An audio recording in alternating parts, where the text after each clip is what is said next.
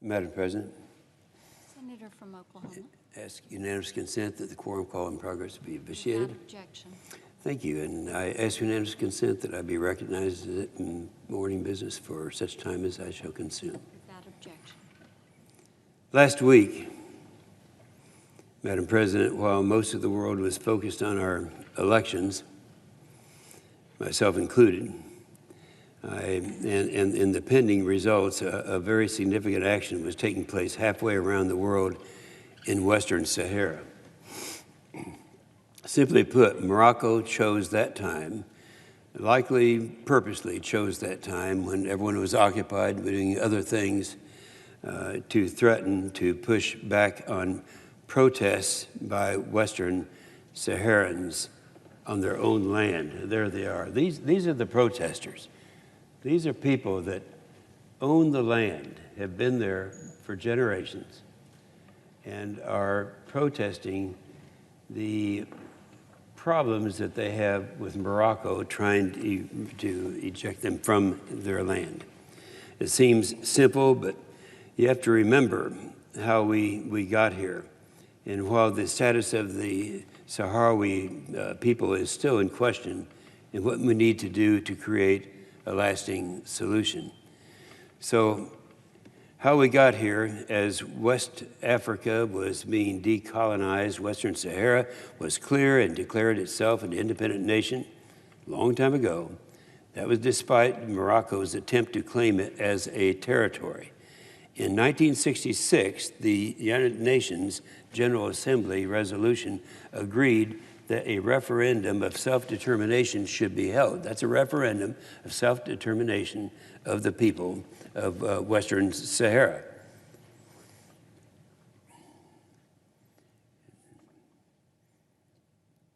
And everyone agreed that and planned to hold that on 1975.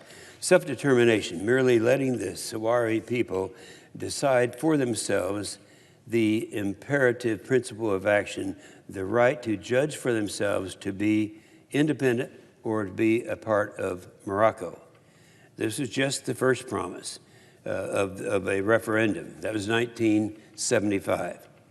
To date, none have been kept, and International Court of Justice opinion from 1975 also agreed that Morocco did not have sovereignty over the land and that a referendum of self-determination should be held.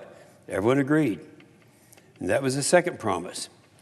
Morocco maintained its unlawful claim to their land, and after decolonization, attempted to annex the territory with force. That was actually in 1975. Western Sahara, officially called the Sahrawi Arab Democratic Republic, through the Polisario, defended their rights to land. Now we're talking about this area right here. The Morocco is up to the north in the Western Sahara, the independent Western Sahara land that Morocco is trying to claim as their own is to the south of that. And so they called for after a decade of violence from Morocco, the United Nations finally came in 1991, and both sides agreed to a ceasefire and a path forward. Everyone agreed. It was called the settlement plan. It solidified that Morocco and Western Sahara agreed to hold a referendum and create a United Nations mission for the referendum in Western Sahara. That was called MINURSO. For those keeping track, that was the third promise.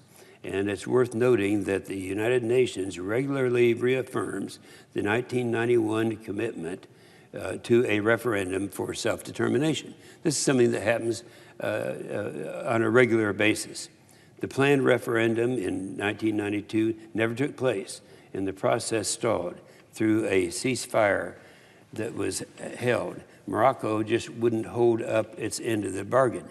Now, former Secretary of State James Baker, it's kind of interesting because back in 1997, he tried to do this again. I remember talking to him this has been several years ago now, about 15 years ago, saying that sometime we have to get this problem resolved. It's been hanging out there for generations and decades. And he said, well, good luck. We've tried everything we could do. Back at that time, he was Secretary of State under President Bush. And he named a special envoy to Western Sahara. Baker worked the multiple plans with Morocco and Western Sahara. He thought he could get it done. That was it. He was a special envoy way back in 1992. Former Secretary of State tried again in 1997. He named a special envoy to Western Sahara. Baker worked multiple plans with Morocco and Western Sahara again. And most noticeable, the Houston Agreement. Now, the Houston Agreement was signed by Morocco and Western Sahara and recommitted to the referendum of self-determination planned for 1998. Keep track, that's the fourth time that was promised. And that was promised also by Morocco.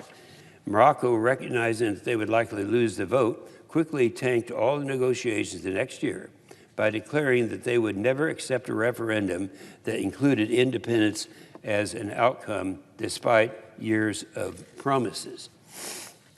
It's been called a frozen conflict where no outcome exists, yet there is no perceived active conflict. It makes it easy for the rest of the world to forget about it.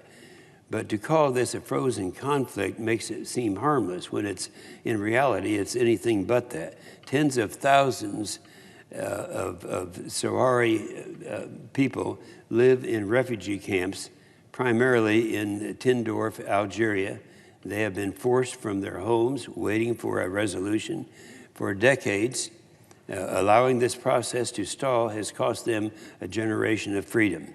It's been to those camps many times. I've been there, I've seen it, I've talked to the people, and we're talking about these people here, the ones that are protesting. That's where we have been and talked to the individuals, and they don't give up. They continue generation after generation with the hope that they would get their land back. Beyond denying the Sahrawi people the right to freedom and self-determination, the government of Morocco is trying to steal and pillage as much as possible from the land that they have unlawfully claimed. They are stealing their natural resources, unlawfully mining and selling valuable critical minerals, specifically phosphate. They are illegally fishing in the Western Sahara's waters. And what does Morocco do with these riches? They pay millions of dollars each year to lobbyists in Washington. Their goal to convince the world that they are innocent and demonize the Sahrawi people. Now, Moroccans believe that they can wait out the rest of the world. They want us to forget about the human rights of these people in this picture who are peacefully protesting today, right now, as we're speaking on the floor. They know a frozen conflict benefits them and hurts the cause of independence. They know that they can push the boundaries of what is acceptable. And that's how we got to this point. And that's why we're here at this point now, where just a few weeks ago, while the people of Western Sahara were peacefully protesting in Gujarat, that's the region. The Gujarat region is down there. It's not even close to Morocco. It's down to the south end of Western Sahara, and it actually comes into Mauritania from down there. So that's the area that has the red square around it, and that's what we are talking about. That's where they are now. That's where these people are right now. But Morocco has repeatedly attempted to use a road in this region for transport the goods in violation of the UN ceasefire agreement. Let's keep in mind, it's the United Nations ceasefire agreement. They're the ones who are supposed to be promoting not just protecting a ceasefire on both sides, but promoting a referendum. It was this illegal use of the territory that Western Saharans were peacefully protesting. Rather than recognizing their rights to protest, Morocco has once again raised a call to arms and is threatening to crush these legitimate protesters. In fact, I heard just the other day, 3 days ago, that they have some 200 trucks coming down from Morocco down to Gujarat, that area down there where the peaceful protests are taking place. And rather than recognize the right to protest, Morocco has once again raised a call to arms and is threatening to crush these protests that are going on. King Mohammed of Morocco has just said this past weekend, and this is a quote, he says, "Morocco will not waver in its position." That's in spite of what all the agreements that have taken place, including the United Nations. We're also hearing concern reports that he's sending military forces to the region as well as in a clear escalation. And this isn't a new problem. Morocco's been trying to illegally use the Gujarat issue for a long period of time. That's the bridge that goes across from Western Sahara to Mauritania. And so the problem has been there for a long period of time, and it's a concern for a couple of reasons. First, it's simple. Morocco is escalating this situation again to claim more and more land, resources, and rights that they have no law behind them to claim. And they know it. They're fully aware of this. In 2017, the United States was encouraging the United Nations to send a technical team to Gujarat.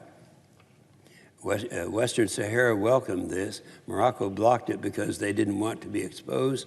The second is that no one around the world is raising the cause for alarm. Where is the United Nations now? They're charged with enforcing the 1991 ceasefire agreement, yet they are nowhere to be found. And they have been very silent, tolerating Morocco's abuse for years and Morocco's violations of the UN orders. And that's why the time is now to move from this frozen conflict and force Morocco to live up to their agreement for nearly 30 years and hold a referendum. Not in a year and not in 3 years. They're always talking about what they're going to do out in the future. But now is the time that we can do that. We need to take steps to hold the referendum for self-determination now. Morocco is escalating, and left unchecked, they are going to keep their escalation going. The result would be inevitable. We would risk to turning back the times of open conflict. The UN needs to step up now and enforce their agreement, and the world needs to prove we all stand for our values of freedom and democracy by extending those values to the Sahrawis. They have waited too long. And you know, everyone's for this agreement. Everyone is. I mean, we have the African Union that comprises some 55 member states. They're strongly in support of this independence for the Sahrawis. We have most of the European community who support the United Nations efforts. The European Court of Justice also ruled that Western Sahara is not a part of Morocco and that no EU economic agreements can cover Western Sahara. In 2004, the United States and Morocco had a free trade agreement where they did reaffirm, and that's the United States reaffirming the independence of Western Sahara. So that's what's happening right now. The rest of the world is on our side in this issue. So who does Morocco have? They have paid lobbyists. Some of the lobbyists Morocco has employed: JPC Strategies, Third Circle, Neo Creek, averaging over $1 million each year. Now, total, they've had some 10 lobbyists since 2016, and they've actually put in $11 million. $11 million in the Sahara, in Western Sahara. They have nothing. They have no resources. And so they're the giant with all of their lobbyists. I made it clear earlier when I testified, and by the way, I did something I don't think has been done before or since then. As a member of the United States Senate, I testified at a House hearing that they had on this issue way back 15 years ago. And this is stalled because there's just no money on our side. Morocco has it all. So here's what we need to do. The time is right. We've waited long enough. While we work to schedule a referendum, we need the United Nations to send a team to the Gujarat in that area and confirm that Morocco is in violation of the agreement. Everyone knows they're in violation of the agreement. The agreement is very specific. It says that they are there to enforce this, the United Nations. Then this is the key part. They need to enforce the 1991 ceasefire agreement. This will restore good faith with all parties that can then make real progress to reaching a referendum of self-determination. This is the time, the reason we're concerned today is because we know that Morocco right now are sending military equipment down to the area, some 200 trucks full of equipment. And this is, that's why this time is right, and it's going to happen. Now, here they are. These are the people we're talking about. These are the people who are peacefully protesting to keep and use the land that is there and has been there and that the whole world knows is theirs. So they're the victims. They deserve a referendum for self-determination, and the UN is going to have to make this happen. I don't know of any other way that this can happen. First of all, they've agreed to it, and the UN is a party that can put that together. So we're calling on them now to go ahead and do what they have agreed to do and end this, this conflict that has endured generation after generation. With that, I yield the floor. Suggest the absence of a quorum.